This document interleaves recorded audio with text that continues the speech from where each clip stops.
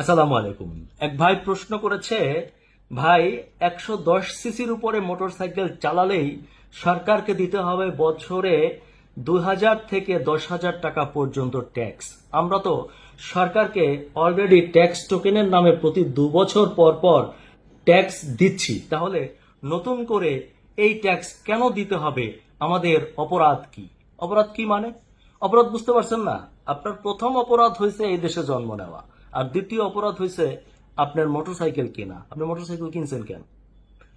আপনি একবার চিন্তা করে দেখেন যে এই দেশে মোটরসাইকেল কারা চালায়? যারা নিম্নবিত্ত, নিম্ন মধ্যবিত্ত, তারা। কারণ মোটরসাইকেল দিয়ে কি হয়? মোটরসাইকেল দিয়ে অফিসে যায়, কোর্ট কাছারিতে যায়, সাংবাদিকরা দ্রুত দৌড়দৌড়ি করে, সাধারণ মানুষ একটু স্বস্তির জন্য দ্রুত জ্যাম এড়িয়ে চলার জন্য মোটরসাইকেল ব্যবহার করে। এছাড়া যারা রাইড শেয়ারিং করে, উবার পাঠাও, তারা দুটো পয়সা উপার্জন করে সংসার চালানোর জন্য। কিছু ডেলিভারি বয় আছে যারা কষ্ট করে অন্যের খাবার নিয়ে যায় নিজের মোটরসাইকেল দিয়ে, তারা। এছাড়া বিভিন্ন প্রোডাক্ট যারা ডেলিভারি করে, তারা। এখন এরা কারা? এরা কেউ কি উচ্চবিত্ত? এরা কেউ কি গাড়ি চালায়? এরা তো নিম্নবিত্ত।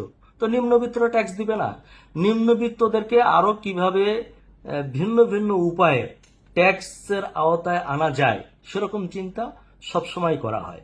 এবং প্রত্যেকটা সরকারেই এরকম কিছু লোক থাকে যাদের কাজ হচ্ছে নতুন নতুন আইডিয়া খুঁজে বের করা, কিভাবে কোন আইডিয়ায় মানুষকে বাস দেওয়া যায় এবং কিভাবে অতিরিক্ত ট্যাক্স আদায় করা যায়। আমি একজন ঊর্ধ্বতন কর্মকর্তার সাথে কথা হচ্ছিল যে, ভাই, আমি জিজ্ঞেস করেছিলাম যে এই ট্যাক্সটা কেন কেন হবে না বলেন তো?